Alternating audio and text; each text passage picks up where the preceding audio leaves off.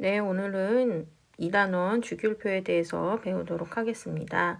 여러분, 주기율표는 1학년 때도 배웠었죠? 주기율표가 뭐예요? 저 지구상에 존재하는 원소들을 다 배열해 놓은 거죠. 근데 이게 뭐 의미 없이 그냥 껴 넣은 게 아니라 원소들을 어떤 의미를 부여해서 규칙에 맞게 정리를 해 놓은 게 주기율표예요. 그러면 이 주기율표가 처음부터 짜잔 하고 나타났을까요? 그렇지 않아요. 여러분도 알다시피 이 주기율표는 여러 과학자들의 노력 끝에 나왔던 건데, 그 지구상에 있는 원소들이 처음부터 다 발견되지는 못했어요. 그러니까 우리가 노벨 화학상을 받은 많은 과학자들 중에 그 이유 중에 하나가 이 지구상에는 존재했지만 그동안 인식하지 못했던 원소를 발견을 하고 그 원소들의 성질을 규명하면서 노벨 화학상을 받아요. 퀴리 부인도 그 중에 한 분이시고요. 그래서 그렇게 이제 이것저것 이 원소 저 원소가 이렇게 막 발견이 된 거죠. 근데 이 원소 저 원소 이렇게 하나하나 원소끼리의 각자의 성질을 다루자니 이제 뭔가 석연찮은 거예요, 과학자들이. 과학자들이 주로 하는 일이 뭐예요? 무리 짓고 공통점 찾고, 그쵸? 그들의 원리를 찾아내고 이런 거잖아요. 그래서 이제 찾게 된 원소들 사이에 어떤 특징으로 서로를 묶을 수 있지 않을까? 뭐 이런 생각을 가지고 이제 정리를 하려고 애를 쓰기 시작을 해요. 그래서 여러 과학자들이 그 분야에 기여를 했는데, 오늘은 현대 주기율표에 가장 큰 영향을 준 멘델레프 과학자부터 살펴보도록 할게요.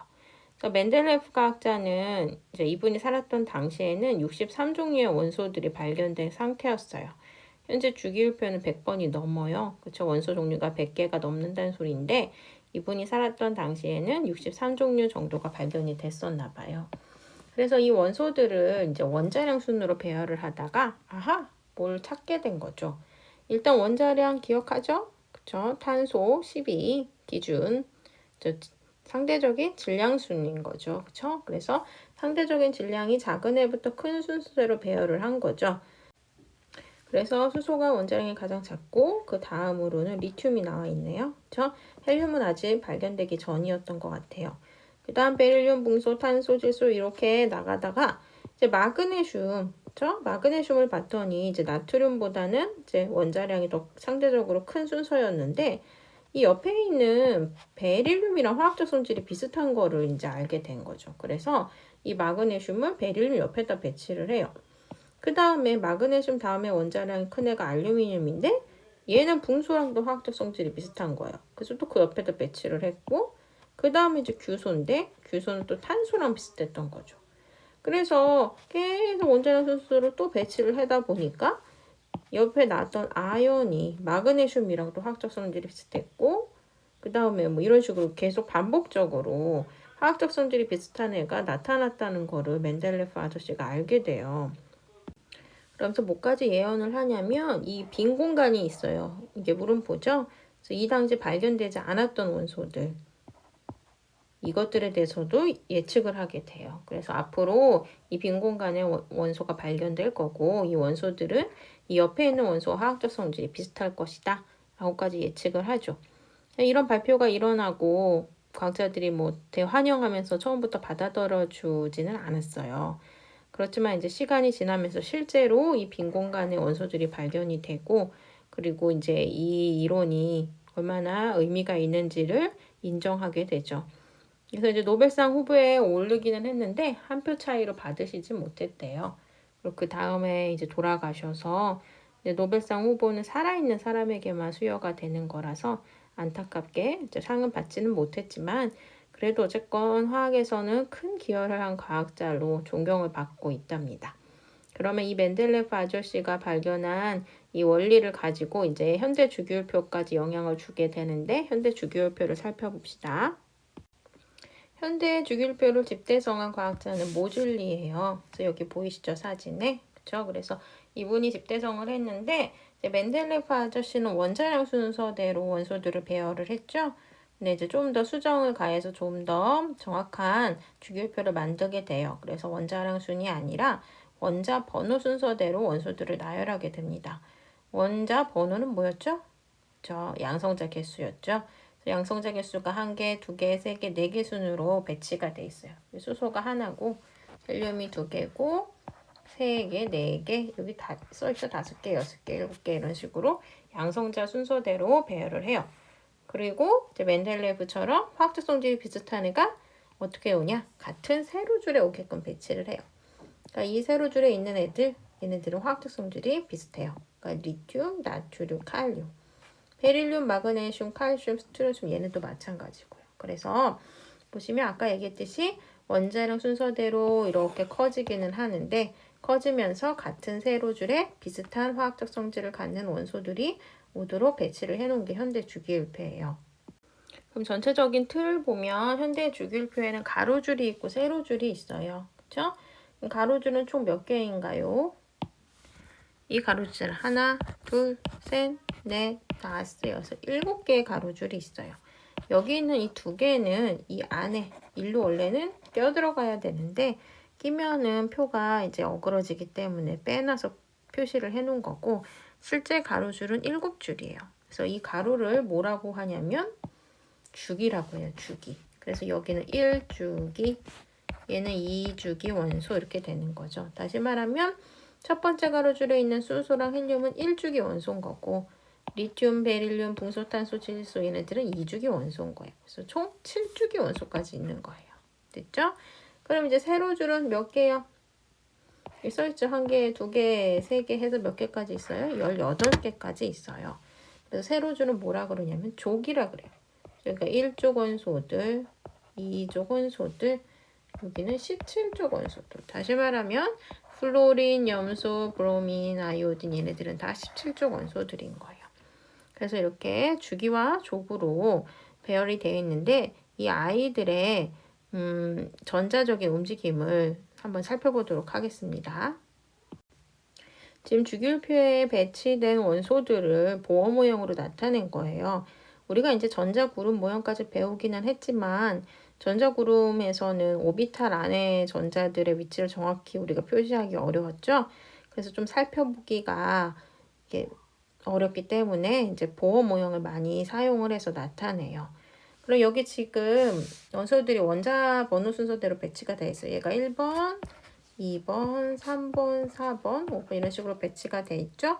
그리고 아까 이제 같은 가로줄은 같은 주기 원소라 그랬죠. 그렇죠? 그래서 여기 보면 1주기 원소, 2주기 원소, 3주기 원소, 4주기 원소들이 배치가 돼 있고 이제 같은 세로줄은 같은 쪽 원소여서 1족, 2족, 근데 갑자기 13족이잖아요. 그럼 왜 선생님 갑자기 13족이에요? 이렇게 물으실 수 있는데 아까 기억에 나실진 모르겠지만 주기율표가 이런 식으로 생겼어요. 그래서 여기 있는 1주기에서부터 3주기 원소 사이에는 이 공간이 비어 있답니다. 이해되세요? 그래서 여기가 1족, 2족이고 그쵸? 그 다음 여기가 13족부터 18족이어서 12족부터 여기 있는 3족 사이가 비어 있어서 그 사이를 당겨가지고 이쪽이랑 이쪽이랑 묶어가지고 지금 여기다가 표시해 놓은 거예요. 됐죠? 그럼 한번 분석을 해봅시다. 우리가 이제 주기랑 족에 대해서 배웠는데 같은 주기 원소들의 공통점을 먼저 살펴볼게요. 같은 주기 원소들의 공통점이 보이시나요? 그쵸? 보이셔야 돼요. 뭐가 같아요? 저 바닥 상태에서 배치되어 있는 전자들의 전자 껍질이 같죠. 보시면 지금 리튬 전자 껍질 몇 개예요? 안쪽에 하나, 바깥에 하나, 2개죠? 그쵸? 그 다음에 베릴륨은 안쪽에 하나, 바깥에 하나, 2개죠. 그래서 2주기 원소들은 다 전자들이 배치되어 있는 껍질 개수가 2개예요. 3주기 원소는 몇 개예요?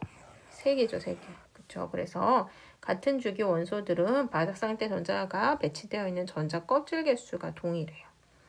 그럼 이제 세로줄을 봅시다. 같은 세로줄은 뭐가 같나요? 얘네들. 저 1학년 때 배웠죠? 최외곽 전자수. 다시 말하면 제일 바깥 껍질의 전자의 개수가 동일하죠. 수소는 첫 번째 껍질이 제일 바깥 껍질인데 전자 하나 있고 리튬은 제일 바깥 껍질이 두 번째 껍질인데 전자 하나, 나트륨은 제일 바깥 껍질이 세 번째 껍질인데 전자 하나 이렇게 있죠. 그래서 1족 원소들은 다 제일 바깥 껍질에 전자가 1개 있어요. 1개. 그럼 2족 원소는 몇 개 있어요? 2개 있어요. 그죠? 그쵸? 왜냐면 이쪽은 이제 1족 원소 다음에 배치돼 있잖아요. 다시 말하면 리튬 다음에 베릴륨인데 리튬이 제일 바깥 껍질에 전자가 하나 있고 베릴륨은 그것보다 전자 하나가 더 많으니까 원자과 전자가 최외각 전자수가 2개인 거죠. 그렇죠? 그래서 제일 바깥 껍질에 있는 전자의 개수가 같은 쪽 원소는 비슷한 거예요. 근데 이제 우리가 최외각 전자수 말고도 원자과 전자수라는 걸 쓸 거예요. 그러면 원자과 전자수는 뭐냐? 원자과 전자수는 여러분 2가지 의미를 내포하고 있는데 첫 번째 의미는 이미 여러분들이 알고 있다시피 제일 바깥 껍질에서 돌아다니는 전자수를 의미하고 두 번째 의미는 반응에 실제로 참여하는 전자수를 의미해요. 왜 그러냐면 이제 원자들이 반응을 할 때 반응에 참여하는 전자는 제 바깥 껍질에 있는 전자들이 참여를 해요. 뭐 예를 들어서 공유결합을 한다. 공유결합 우리 옛날에 배우긴 했는데 너랑 나랑 전자를 같이 끌어당기면서 공유하면서 잡아당기면서 결합이 이루어지는데도 그때도 바깥 전자들이 그거에 관여를 하고 이온 결합도 이제 전자를 뺏고 뺏기죠. 그래서 뺏길 때도 제일 바깥 껍질에 있는 전자를 뺏겨요. 그래서 원자과 전자수는 제일 바깥 껍질에 있으면서 반응에 참여하는 전자수라는 2가지 의미를 다 내포를 해요. 그래서 이제 원자과 전자수를 우리가 살펴보면 1족은 1개, 2족은 2개, 13족은 몇 개일까요? 제일 바깥 껍질에 전자 3개 있죠? 3개예요. 14족은 4개, 15족은 5개, 16족은 6개, 17족은 7개예요. 그럼 18족의 원자과 전자수는 몇 개일까? 보자. 헬륨은 2개죠. 그쵸? 근데 밑에 있는 네온부터 쭉 해서 얘네들은 8개예요. 그런데 문제는 18족 원소를 혹시 비활성 기체라고 부르는 거 들어본 적 있으세요? 다시 말하면 18족 원소들은 활성을 안 해요. 다시 말하면 안정해요. 안정해서 반응을 안 한다는 것이죠. 그래서 홀로 공기 중에 떠다니는데 그러면 반응에 참여하는 전자가 없잖아요. 그래서 18족 원소들은 원자과 전자수를 0으로 놔요. 그래서 헬륨 우리가 언제 접해봐요? 놀이동산에서 헬륨가스 먹잖아요. 이렇게 되죠. 왜 이거 가지고 장난칠 수 있어요? 얘가 반응성이 없기 때문에 안정해서 들이마실 때랑 내쉴 때 얘가 반응을 안 하니까 갖고 놀 수 있는 거예요. 만약에 얘가 반응을 하죠? 어떻게 돼요? 그대로 독가스가 되는 거죠. 그렇죠? 기도를 타고 들어가면서. 그렇죠? 네온도 마찬가지지, 네온. 네온 사인에 네온을 쓰죠. 번쩍번쩍 밤새 빛나죠? 얼마나 뜨겁겠어요. 그러나 터지지 않지, 폭발하지 않죠? 안정하기 때문에. 그래서 18족 원소는 원자과 전자수가 0이다 라고 여러분들이 생각하시면 됩니다. 그래서 정리를 하면 1족과 2족은 족수랑 원자과 전자수가 같고 13족에서 17족은 10을 뺀 만큼, 족에서 10을 뺀 만큼이 원자과 전자수예요. 그리고 18족은 0이죠. 그래서 이제 시험 문제에 나올 때 여러분들이 원자과 전자수가 나오면 그걸 가지고 반대로 이 원소가 몇 족 원소인지 유추할 수 있어야 돼요. 만약에 원자과 전자수가 5개예요. 그럼 얘 몇 족 원소예요? 15족 원소죠. 원자과 전자수가 2개면 2족 원소죠. 이렇게 유추해서 반대로 여러분들이 생각할 수 있을 줄 알아야 됩니다. 그러면 이제 프린트를 채워보도록 하겠습니다. 주기율표를 멘델레프는 1869년에 63종의 원소를 모순으로 나열해서 만들었다. 저 원자량. 그렇죠? 그러나 이제 모줄리는 원자 원호순으로 원소들을 나열해서 현재와 같이 화학적 성질이 비슷한 원소들이 같은 무슨 줄에 오도록, 그쵸? 세로 줄에 오도록 배치를 했죠. 그쵸? 그럼 주기율은 원소들을 원자 번호 순으로 나열하면 성질이 비슷한 원소가 일정한 간격을 두고 주기적으로 나타난다는 건데, 주기율에서 여러분 이제 대표적으로 선생님 이해하기 쉽게 설명을 하면 도레미파솔 주기율이 뭐예요? 주기가 주기. 자꾸 반복적으로 나타난다는 거죠. 예를 들어서 공전주기. 태양 주위를 지구가 한 바퀴 도는 주기가 항상 일정한 주기를 가지고 계속 뱅글뱅글 돌죠. 그렇죠? 그처럼 이제 음악에서도 우리가 예고니까 살펴보면 어떻게 되냐면 지금 도레미파솔라시 도레미파솔라시도 이렇게 되죠. 무슨 소리냐면 도가 나왔다가 레미파솔라시 다른 음정이 나왔다가 한 옥타브 높은 윗도와 비슷한 도가 또 나와요. 레미파솔라시 갔다가 또 비슷한 도가 또 나와요. 도도도 이렇게 이제 비슷한 성질의 음인들이 자꾸 반복적으로 나오죠. 그것처럼 우리가 배웠던 주기율표도 마찬가지예요. 주기율표 이렇게 있었잖아요. 같은 세로줄이 어땠어요? 화학적 성질이 비슷했잖아요. 그럼 어떻게 돼요? 도레미파솔라시 도레미파솔라시 도레미파 이렇게 되죠.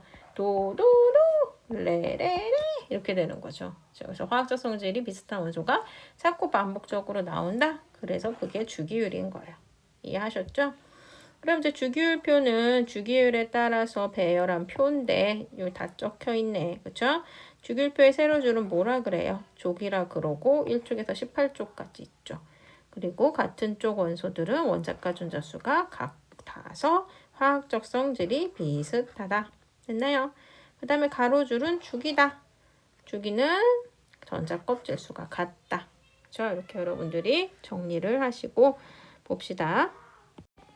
여기다 이제 원자과 전자수만 쓰면 되겠네. 그쵸? 1족은 1, 2족은 2, 다음 3, 4, 5, 6, 7, 그 다음 뭐다? 0이다. 됐죠? 그러면 이제 우리가 주기율표에서 화학적 성질이 비슷한 원소가 자꾸 반복적으로 나타난다고 했는데 우리가 이 화학적 성질에서 가장 중요한 성질이 뭐냐면 이 원소가 전자를 잘 끌어당기냐 아니면 끌어당기는 힘이 약하냐 이 성질이 가장 중요해요. 그럼 원소가 전자를 왜 끌어당길까요? 뭐 땜시? 양성자랑 전자 사이에 무슨 힘? 전기력 때문에 끌어당기게 되는 거죠. 그렇죠? 그래서 플러스나 마이너스 어떤 전기를 띠는 물체끼리에 작용하는 힘이 전기력이에요. 그리고 원소 중에서 이 플러스랑 마이너스 사이에 잡아당기는 힘이 센 애들은 그 원소 자체가 전자를 세게 끌어당기는 원소일 거고 이 원소 중에서 이 플러스랑 마이너스 사이에 힘이 약한 애들은 그 원소 자체의 성질이 전자를 끌어당기는 힘이 약한 원소가 되는 거겠죠. 그리고 전기력은 일단 같은 부호끼리는 어떻게 해요? 그쵸? 밀어내죠. 이걸 뭐라 그러냐면 척력, 전기력으로 인한 척력. 그쵸? 다음에 다른 부호끼리는 끌어당기죠. 전기력으로 인한 인력이 있어요. 그러면 전기력에 관한 영상을 한번 볼게요. 헝겊으로 PVC 막대를 문지르면 PVC 막대에 마이너스 전기가 많이 모이게 됩니다. PVC 막대에 모인 마이너스 전기는 캔에 있는 플러스 전기를 끌어당기게 되죠. 그래서 캔이 막대에 끌려 움직이게 되는 것입니다. 붙어라! 붙어라! 붙어라! 야!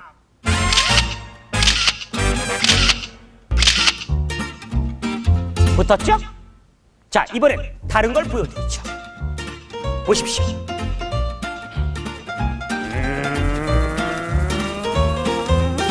떨어져라! 자, 서로를 원하지 않습니다. 이렇게 떨어지지 않습니까?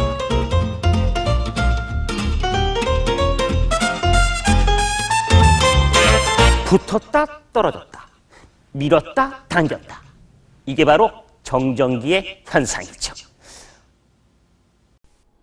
보시면 선생님이 아까도 얘기했지만 화학적 성질에서 가장 중요한 맥이 이 원자가 전자를 잘 끌어당기는 원자인가 아니면 약하게 끌어당기는 원자인가였잖아요. 그래서 그 맥에 비추어서 우리가 생각해야 될 게 뭐냐면 전기력이에요. 왜 그러냐면 여러분 생각해 보듯이 원자가 전자를 왜 끌어당기겠어요? 어떤 힘으로 끌어당기겠어요? 그렇죠? 전기력으로 끌어당기는 거예요. 전기력은 뭐예요? 전기를 띠는 물질끼리 서로 작용하는 힘을 뜻하는 거죠. 그래서 원자는 중심에 뭐가 있죠? 원자 핵이 있죠. 그렇죠? 그리고 주변에 전자가 있잖아요. 그렇죠? 그래서 원자 핵과 전자 사이에 전기력이 작용을 하는데 그 중에서 이제 원자 핵은 플러스고 전자는 마이너스니까 인력이 작용을 하는 거죠. 그래서 전자가 밖으로 튀어나가지 않고 원자 안에서 계속 이동을 할 수가 있게 되는 거죠. 그러면 만약에 원자 핵과 전자 사이에 힘이 세요. 그러면 이 원자는 전자를 잘 끌어당기는, 세게 끌어당기는 원자가 될 거고 만약에 어떤 다른 원자의 상황을 봤더니 원자 핵과 전자 사이에 끌어당기는 힘이 약해요. 그러면 그 원자의 특징은 전자를 끌어당기는 힘이 약한 원자가 되는 거예요. 그래서 먼저 전기력을 생각을 해보셔야 되는데 전기력에 영향을 주는 요인이 두 개가 있어요. 뭐냐면 거리와 전하량이에요. 일단 생각을 해봅시다. 거리는 어떨수록 힘이 크게 미친다 그랬죠? 그렇죠. 가까이 있을수록 힘이 크게 미쳐요. 그래서 가까이 있을수록 더 서로 원자 핵과 전자 사이에 끌어당기는 힘이 크다는 거죠. 그래서 거리가 크면 힘은 약해지기 때문에 거리는 반비례하면서 전기력에 영향을 주는데 실제로 정확히 측정을 하면 여기 시계 보이듯이 여기 R이 거리를 뜻하는 거예요. 이 F가 전기력을 뜻하는 거고. 그래서 거리의 제곱에 반비례를 한다고 합니다. 그래서 뭐 이 식을 외울 필요까지는 없고 이 거리가 멀어지면 전기력이 약해지는구나. 거리가 영향을 주는구나. 거기까지 여러분들이 인지하고 계시면 돼요. 그 다음에 첫 번째가 방금 얘기했듯이 거리였어요. 그 다음에 전기력에 영향을 주는 두 번째 요인은 전하량입니다. 전하량. 여기 지금 물체가 Q1, Q2라고 써 있잖아요. 그렇죠? 이 사이의 거리를 아까 봤던 R로 나타냈던 거고. 그러면 이제 물체가 띠는 전하량이 있어요. 전하량이라는 건 전기를 띠는 성질을 갖고 있는 양을 의미해요. 그러면 전하량이 뭐 해야 한대요? 비례한대요. 비례한다는 거는 전하량이 크면 클수록 전기력이 세진다는 거예요. 그거를 이제 원자에서 비유해서 설명을 하면 아까 그렸던 그림처럼 원자 핵과 전자 사이에 이렇게 원자 핵도 플러스 1, 그 다음 전자도 하나 이렇게 있을 때 잡아당기는 힘이 있을 거고 비교해서 다른 원자는 원자 핵이 플러스 3이에요. 전하량이 아까 이 1번, 2번이라고 했을 때 1번보다 2번의 경우가 3배가 커졌죠. 그럼 생각해 보세요. 1번의 경우와 2번의 경우에 어떤 전자가 원자 핵에 의해서 더 세게 잡아당겨질까요? 그렇죠. 2번 원자가 더 전자를 세게 잡아당길 거예요. 왜냐하면 플러스량이 많기 때문에. 그렇죠? 그게 전하량이에요. 그래서 전기력에 영향을 주는 요인이 전하량인데 이 전하량이 클수록 전기력이 세지죠. 그래서 이게 비례하는 상황이 되는 거고 이 밑에 그림에서 전하량을 뭐로 나타낸 거냐면 Q로 나타냈어요. 그래서 여기 Q1은 이 왼쪽에 파란색 물체가 갖는 전하량이고 Q2는 이 오른쪽 빨간색 물체가 갖는 전하량이에요. 그래서 얘네들이 곱하기인 거니까 얘네들이 커지면 전기력도 커지는 거죠. 그래서 여러분들이 그렇게 이해를 하시면 되겠습니다. 그러면 지금까지 배운 전기력을 가지고 원자의 주기적 성질에 어떻게 적용을 할 것인가를 생각해 봅시다. 아까 원자의 주기적 성질 중에 가장 중요한 성질이 뭐였냐면 이 원자가 전자를 잘 끌어당기는 원자이냐 끌어당기는 힘이 약한 원자이냐였잖아요. 그렇죠? 그래서 그거에 영향을 주는 힘이 전기력이었기 때문에 우리가 방금 전기력을 봐줬던 거고요. 근데 전기력에 영향을 주는 첫 번째 요인이 전하량이었고 두 번째 요인이 거리였어요. 그럼 이걸 어떻게 적용하면 되냐면 다 설명했어요. 일단 전하량부터 보자. 그럼 전하량은 뭐의 전하량이 중요하다는 거예요? 원자 안에 핵 전하량이 중요하다는 거예요. 아까 얘기했듯이 핵 전하량이 1이네와 핵 전하량이 3이네랑 누가 더 전자를 잘 끌어당길 수 있는 경향성이 있겠어요? 그렇죠? 3이네. 그래서 우리가 중요시 봐야 될 거는 핵 전하량을 일단 여러분들이 분석하셔야 돼요. 그렇죠? 그 다음에 뭐를 여러분들이 유념하셔야 돼요? 핵 전하량을 했으니까. 그 다음은 거리였죠. 그러면 거리는 어떻게 여러분들이 적용을 하면 되냐면 전자 껍질에 적용을 하면 되죠. 이게 무슨 소리냐면 만약에 원자 핵이 이제 이쪽에 있어요. 그렇죠? 그리고 전자가 돌고 있는데 어떤 전자는 첫 번째 궤도에서 돌고 있어. 전자 껍질이 하나밖에 없었기 때문에. 근데 어떤 전자는 두 번째 궤도에서 돌고 있어요. 그럼 두 원소 중에 특히 이 전자가 끌어당겨지는 힘은 어떤 전자, 1번 전자, 2번 전자 중에 누가 더 세게 끌어당겨져요? 그렇죠. 거리가 가까운 1번 전자가 세게 끌어당겨지죠.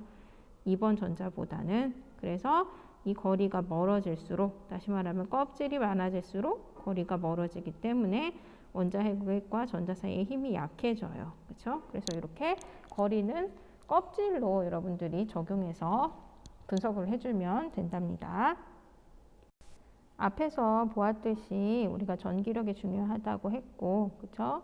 그리고 원자핵과 전자 사이의 그 전기력이 어떠냐에 따라서 이제 어떤 원소는 전자를 잘 끌어당기는 원소가 될 거고, 어떤 원소는 전자를 끌어당기는 힘이 약한 원소가 될 거예요. 그래서 이제 그 중에 우리가 첫 번째 요인으로 앞에서도 봤지만 핵전하를 볼 건데, 지금 배울 거는 핵전하 앞에 어떤 단어가 붙었어요. 뭐가 붙었어요? 유효. 유효라는 게 뭐예요? 실제로 작용할 수 있는 거. 그렇죠? 그러면 이게 왜 유효라는 단어가 앞에 붙었나? 그 이유를 지금부터 설명을 합니다. 여기 지금 그림이 하나 있죠.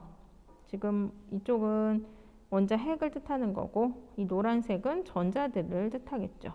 그렇죠? 그러면 아까 얘기했듯이 원자핵은 플러스를 띠고, 그렇죠? 전자는 마이너스를 띠기 때문에 플러스랑 마이너스 사이에 인력, 전기력에 작용을 해서 전자들이 끌어당겨지고 있단 말이에요.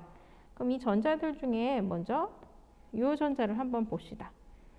지금 이 전자가 원자핵에 의해서 끌어당겨지고 있는데, 우리 옛날에 배웠죠. 이 전자에게 가해지는 힘은 여러 개였어요.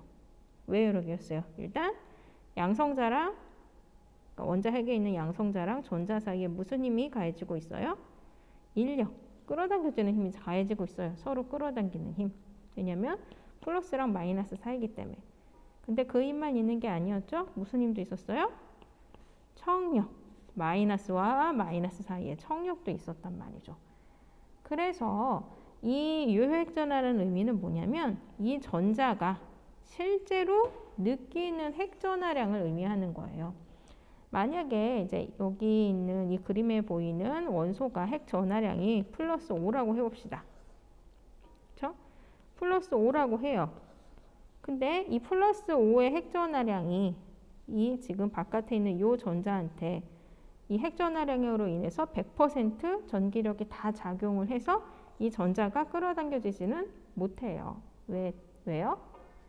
다른 전자들이 방해를 하기 때문에. 그래서 이 전자가 느끼는 실제 핵전하량을 유효핵전하량이라 그러는 거예요. 다시 말하면 이 전자는 이 원자핵에 있는 플러스 5의 핵전하량을 다 느끼지 못하고 뭐 플러스 4점 몇 정도로 원자핵의 핵전하량을 느낄 거란 말이죠. 왜? 다른 전자가 방해하기 때문에 이 전자가 끌어당겨지는 힘은 핵이 본위를 끌어당기는 힘에서 다른 전자가 본위를 밀어내는 힘을 뺀 만큼만 끌어당겨지죠. 그렇기 때문에 이 전자가 느끼는 핵의 전하량은 실제 원자 안에서 핵이 갖고 있는 전하량보다는 적은 값으로 느껴진다는 거예요. 무슨 의미인지 이해가 가세요? 그래서 전자가 느끼는 핵전하량을 유효핵전하량이라고 하는데, 이 유효핵전하량이 클수록 전자들이 끌어당겨지는 힘이 클 수 있는 가능성이 높아지는 거겠죠. 그렇죠? 그리고 또 하나의 개념은 가려막기 효과라는 것이 있는데 뭐 어렵지 않아요. 아까 얘기했듯이 유효핵전하라는 개념이 나와야 됐던 이유가 다른 전자들이 방해했기 때문이었잖아요. 그렇죠? 그래서 이렇게 다른 전자들이 방해하는 이런 효과를 가려막기 효과라고 하는 거예요. 뭐 어렵지 않죠? 그러면 방금 배운 유효핵전하량의 주기적 성질을 주기율표에서 한번 파악해 보도록 할게요. 이제 같은 주기 원소들이 어떻게 유효핵전하의 주기적 성질이 나타나는지를 보면 우리가 이주기 원소를 한번 살펴보도록 하겠습니다. 이주기 원소는 지금 두 번째 줄이죠. 그렇죠? 그래서 여기 있는 게 이주기 원소들인데, 이주기 원소에서 왼쪽에서 오른쪽으로 갈수록, 다시 말하면 원자 번호가 커질수록 유효핵전하는 어떻게 될까요? 그 유효핵전하는 이제 바깥 껍질에 있는 이 전자가 느끼는 유효핵전하로 해봅시다. 유효핵전하가 커질까요? 작아질까요? 네, 커질 수도 있고 작아질 수도 있겠죠. 왜냐하면 일단 커진다고 생각하는 사람은 왼쪽에서 오른쪽으로 갈수록 핵전하량이 많아지죠. 왜냐하면 원자 번호가 하나씩 커지기 때문에 양성자 수가 하나씩 늘어나죠. 그래서 핵전하량이 많아지면 유핵전하도 커질 수밖에 없죠. 그렇죠? 또 이제 작아진다고 생각하는 사람은 왼쪽에서 오른쪽으로 갈수록 전자의 개수도 많아지잖아요. 하나씩. 그치? 그래서 그 반발력이 셀 것이다 라고 생각해서 작아진다 라고 얘기하는 사람도 있었겠죠. 근데 이제 결론은 뭐냐면 유핵전하는 주기율표에서 왼쪽에서 오른쪽으로 갈수록 커져요. 그 이유를 두 가지 원소 가지고 설명을 드려보면 만약에 탄소랑 질소를 가지고 생각을 해보도록 합시다. 자, 그럼 탄소는 원자 번호 6번이니까 양성자가 6개고요. 그쵸? 전자도 몇 개겠어요? 6개겠죠. 그래서 바깥 껍질에 전자가 4개가 있을 거고 그 다음에 원자 번호인 질소는 양성자 7개일 거고 전자도 7개인 거죠. 그래서 바깥 껍질에 5개가 있을 거란 말이죠. 그러면 아까 얘기했듯이 주기율표에서 왼쪽에서 오른쪽으로 갈수록 일단 뭐가 커져요? 양성자 개수가 커져요. 그렇죠? 그렇죠? 그래서 절대적인 플러스 값이 커지기도 하지만 또 어떻게 돼요? 전자도 하나가 더 늘어난다는 거죠. 그렇죠? 여기는 4개였는데 이쪽에는 5개가 되는 거죠. 그러면 이제 여기 있는 전자들 중에 이 전자가 느끼는 유효액전을 한번 생각을 해보도록 하겠습니다. 그럼 이 전자가 느끼는 유효액전하 일단 플러스량은 커졌어요. 이 왼쪽에 있는 탄소보다 질소의 플러스량이 커졌어요. 그럼 잡아당겨지는 힘이 커졌겠죠. 그렇죠? 그런데 이제 옆에 선생님 전자도 하나 늘어나지 않았냐 라고 물어보시는데 우리가 이제 전자들이 이 다른 전자가 끌어당겨지는 힘을 방해하는 걸 무슨 효과라 그랬죠? 가려막기 효과라 그랬죠? 근데 그 가려막기 효과가 모든 전자가 동일하게 그 힘을 발휘하는 건 아니에요. 이게 무슨 소리냐면 지금 이 전자에 가려막기 효과를 줄 수 있는 전자들이 안쪽에 있는 전자가 있고 그렇죠? 방금 봤듯이 바깥에 자기와 같은 궤도에서 도는 전자에 가려막기 효과가 있을 거예요. 근데 그 효과가 서로 같지 않아요. 누가 더 가로막기 효과를 더 크게 작용을 할까요? 안쪽 껍질에 있는 전자랑 같은 껍질에 존재하는 전자랑. 그렇죠. 안쪽 껍질에 있는 전자가 가려막기 효과를 더 크게 발휘를 해요. 왜냐하면 안쪽에 있는 전자는 원자핵과 전자 사이 중간에 껴 있잖아요. 그렇죠. 그렇기 때문에 세게 밀어낼 수 있단 말이죠. 근데 같은 껍질에 있는 전자는 옆에 있잖아요. 그렇죠? 그렇기 때문에 안쪽 껍질에 있는 전자보다는 가려막기 효과가 훨씬 적어요. 그래서 결론은 뭐냐면 주기율표에서 왼쪽에서 오른쪽으로 갈수록 양성자 개수도 많아지고 전자 개수도 많아지지만 가려막기 효과는 그렇게 크게 증가하지를 못해요. 왜냐하면 같은 껍질에 있는 전자가 늘어나기 때문에. 그래서 결론적으로 양성자 수가 많아지면서 나오는 인력이 커지는 현상이 더 크게 작용을 해서 왼쪽에서부터 오른쪽으로 갈수록 주기율표에서 전자 끌어당기는 힘이 커져요. 그래서 여러분들이 이거를 하나의 맥으로 꼭 갖고 계시면서 앞으로의 수업들을 다 이해를 하셔야 돼요. 가장 중요한 맥을 오늘 배운 건데 방금 배웠던 게 어떤 맥이었어요? 주기율표에서 왼쪽에서 오른쪽으로 갈수록 전자 끌어당기는 힘이 큰 원소들이 존재한다. 이게 가장 큰 중요한 맥이었던 거죠. 이해하시겠어요? 그러면 왜 또 그게 성립할 수가 있냐면 지금 같은 주기 원소들은 뭐가 같아요? 그렇죠. 전자 껍질 개수가 같죠. 그래서 같은 주기 원소들은 원자핵으로부터 제일 바깥 껍질에 있는 전자까지의 거리가 크게 차이 나지는 않아요. 차이가 나기는 나요. 뒤에 가서 이제 배우겠지만. 그래서 우리가 전기력이 뭐와 뭐에 영향을 받는다 그랬죠? 전기력이 거리와 전하량에 영향을 받는다 그랬잖아요. 그렇죠? 근데 방금 얘기했듯이 거리가 크게 차이 나지는 않아요. 물론 차이는 나요. 그러나 이제 껍질 개수가 같으니까 뭐 심하게 차이 나지는 않지만 그렇죠. 그래서 이 차이가 크진 않는 대신 이제 플러스량이 커져 버리기 때문에 결국은 전기력이 세지는 경향성이 나타나는 거죠. 이해하셨죠? 그러면 프린트를 한번 채워보도록 합시다. 유효핵전하 봅시다. 유효핵전하는 원자핵과 전자 사이의 어떤 힘과 그 다음에 전자와 전자 사이의 어떤 힘을 고려를 해서 전자가 실제로 느끼는 핵전하를 유핵전하라고 한다. 뭐가 들어가면 될까요? 원자핵과 전자 사이에 어떤 힘? 인력. 전기력에 의한 인력과 전자 사이, 전자랑 전자 사이의 반발력을 고려해서 전자가 실제로 느끼는 핵전하를 유핵전하라고 하죠. 네, 이제 그 밑에 다전자 원자에서 전자 사이의 반발력이 전자에 작용하는 원자에게 인력을 약하게 만드는 현상 뭐라 그랬죠? 가려 막기 효과. 마지막으로 같은 주기 원소들에서 원자 번호가 커진다는 건 같은 주기니까 같은 가로줄에서 왼쪽에서 오른쪽으로 갈수록 원소의 원자과 전자가 느끼는 유핵전하는 커진다, 작아진다? 커진다. 그래서 이거는 꼭 맥으로 여러분들이 기억하고 있어야 된다고 선생님이 분명히 얘기를 해드렸어요. 이 부분은. 그렇죠? 그러면 이제 주기적 성질 두 번째 원자 반지름을 보도록 하겠습니다. 먼저 원자 반지름은 어떻게 측정하는가부터 우리가 배우고 넘어갈 건데 뭐 그렇게 어렵지 않아요. 이제 원자 반지름의 주기적 성질 중에서 이제 원자 반지름은 그럼 어떻게 측정했는가? 우리가 현대 원자 모형에서 배웠죠. 전자의 정확한 위치를 파악할 수가 없죠. 그렇죠? 그래서 확률로 나타낼 때도 오비탈로 나타낼 때 90% 존재할 수 있는 확률이 그만큼인 곳까지만 나타냈던 거예요. 그렇죠? 그래서 원자 반지름이라고 하면 원래는 원자 핵에서부터 그렇죠? 제일 바깥에 돌아다니는 전자까지의 거리인데 이 제일 바깥에 있는 전자가 정확히 어디까지 돌아다니는지는 측정하기 쉽지 않다는 거죠. 그렇죠? 전자의 성질 때문에. 그렇죠? 그래서 원자의 반지름은 어떻게 정의를 하냐면 보시면은 여기 지금 수소 원자의 반지름을 이제 측정하는 방법이 나와 있는데 수소 하나 가지고 측정을 하는 게 아니고요. 보시면 수소 기체. 수소 기체는 뭐예요? 수소랑 수소가 결합되어 있는 이제 분자인 거죠. 그렇죠?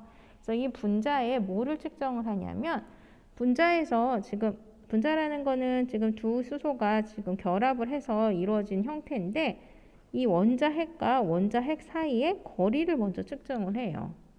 근데 이 거리라는 애는 항상 고정된 상태로 있는데요. 변하지 않는데요. 그래서 그 거리를 측정을 한 다음에 반지름이니까 이걸 어떻게 하냐면 반으로 나눠요. 그래서 그 반으로 나눈 값을 수소의 원자 반지름으로 본다고 합니다. 수소뿐만이 아니라 다른 원소들도 마찬가지예요. 그래서 이 원자 반지름을 측정하는 방법은 같은 종류의 두 원자가 결합을 할 때 그 두 원자의 핵과 핵 사이의 거리를 반으로 나눈 값으로 정의를 하고 이제 다음 페이지로 넘겨서 그 주기적 성질을 보도록 할게요. 그러면 원자 반지름의 주기적 성질을 봅시다. 어렵지 않습니다. 먼저 같은 주기 원소들을 비교를 해볼 때 같은 주기 원소들 왼쪽에서 오른쪽으로 갈수록 반지름이 어떻게 될까요? 그림만 봐도 보이죠? 왼쪽에서 오른쪽으로 갈수록 반지름이 작아져요. 왜 작아질까? 이거 아까 했던 맥을 생각해 볼게요. 왼쪽에서 오른쪽으로 갈수록 전자 끌어당기는 힘이 커졌어요? 작아졌어요? 커졌죠. 그렇죠? 같은 주기이기 때문에 껍질 개수가 같아서 원자핵으로부터 제일 바깥 껍질 전자까지 거리는 크게 차이가 안 나는 반면 그렇죠? 원자핵에 있는 전하량이 커져버리기 때문에 유효핵 전하가 커져서 잡아당기는 힘이 커졌었어요. 그럼 생각해봐요. 전자를 잡아당기는 힘이 커져요. 그러면 전자들이 어떻게 될까? 원자핵 쪽으로 몰리겠죠. 뭐에 비교를 하냐면 이 왼쪽에 있는 원소를 선생님이 전자라고 생각을 하고 선생님 아들이 원자핵이라고 비유를 해볼게요. 그럼 선생님의 아들이 이 원자핵에 서가지고 선생님을 잡아당기려고 해요. 근데 선생님 아들이 선생님을 잡아당기려고 해도 선생님이 가까이 가지는 못하겠죠. 그러니까 잡아당겨도 조금 가까이 올 수 있겠죠. 아들이 선생님을 잡아당기면. 근데 만약에 여기 있는 이 원소는 선생님이 전자인데 원자핵이 선생님 남편이라고 생각을 해봐요. 그럼 선생님 남편은 힘이 엄청 세잖아. 그죠? 그 손으로 선생님을 잡아당기면 선생님 어떻게 되겠어요? 남편 가까이로 끌려가겠죠? 왜? 잡아당기는 힘이 세기 때문에. 이해하세요? 그러니까 이 왼쪽에 있는 원자들은 원자핵의 힘이 전자를 끌어당기는 힘이 약한 편이라고 했었잖아요. 그러니까 원자 핵이 전자를 잡아당겨도 전자가 많이 끌려오지 않는단 말이죠. 근데 오른쪽에 있는 원자는 원자 핵에 전자를 끌어당기는 힘이 커요. 그러다 보니까 전자가 많이 끌려가겠죠. 원자 핵 쪽으로. 그러므로 인해서 원자 반지름이 더 작아지는 거예요. 다시 말하면 왼쪽에서 오른쪽으로 갈수록 유효액 전하가 커졌죠. 그렇기 때문에 왼쪽에서 오른쪽으로 갈수록 전자를 끌어당기는 힘이 크다. 그래서 왼쪽에서 오른쪽으로 갈수록 전자 끌어당기는 힘이 큰 아이가 배치되어 있기 때문에 전자들이 원자 핵 쪽으로 많이 붙기 때문에 결국은 왼쪽에서 오른쪽으로 갈수록 원자의 반지름은 줄어든다. 됐나요? 그럼 이제 같은 족을 봅시다. 같은 족 원소의 주기적 성질은 매우 쉬워요. 원자 반지름에. 같은 쪽에서 위에서 아래로 날아갈수록 원자 반지름 어떻게 돼요? 커지죠. 그냥 보이기도 하죠. 왜 커져요? 그렇죠. 껍질 개수가 많아져서 그것 자체로 이미 원자 반지름이 위에서 아래로 갈수록 커집니다. 그래서 이렇게 원자 반지름의 주기적 성질을 여러분들이 생각할 줄 아셔야 돼요. 그래서 원자 반지름의 주기적 성질을 지금 표로 나타냈는데 보시면 지금 같은 선으로 연결된 원소들이 있어요. 이 원소들은 뭐냐면 같은 주기 원소들이에요. 수소는 이제 1주기 원소고, 그렇죠? 리튬, 베릴륨, 붕소, 탄소, 질소, 산소, 그다음에 플로리는 2주기 원소고요. 그렇죠? 얘는 3주기 원소고 얘는 4주기 원소예요. 그렇죠? 그래서 보시다시피 1주기, 2주기, 3주기, 4주기로 간다는 거는 주기율표에서 위에서 아래로 내려간다는 소리죠. 위에서 아래로 내려갈수록 원자 반지름의 크기는 어떻게 됐죠? 증가했죠. 그래서 보시면 이쪽에서 이쪽으로 갈수록 지금 증가하고 있죠. 왜? 껍질 개수가 많아지기 때문에. 그럼 이제 같은 주기 원소들을 비교해 보도록 하겠습니다. 같은 주기 원소들은 이제 같은 줄에 있는 아이들을 비교하시면 되는데 보시면 2주기 원소를 비교할게요. 지금 리튬, 베릴륨, 붕소, 탄소 이렇게 간다는 거는 얘네들이 지금 리튬이 이쪽에 있고요. 그렇죠? 그 다음에 베릴륨 이쪽으로 가는 거잖아요, 지금. 그렇죠? 왼쪽에서 오른쪽으로 간다는 소리죠, 주기율표에. 그래서 같은 주기의 원소들은 왼쪽에서 오른쪽으로 갈수록 어떻게 돼요? 반지름이 작아지죠. 왜? 유효액 전하가 커져서. 그래서 지금 이렇게 내려가는 모습을 볼 수 있어요. 세로줄의 원자 반지름이니까. 이해하시겠죠? 그럼 프린트를 한번 채워봅시다. 여기 프린트 이제 밑에 채워보시면 봅시다. 원자 반지름의 주기성 여기 있죠? 같은 주기, 같은 가로줄에서 원자 번호가 증가할수록 뭐가 커져요? 뭐가 커진다 그랬어요? 그렇죠. 유효핵 전하.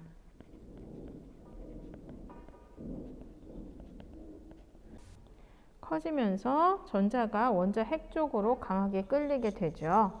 그래서 원자 반지름은 어떻게 된다? 작아진다.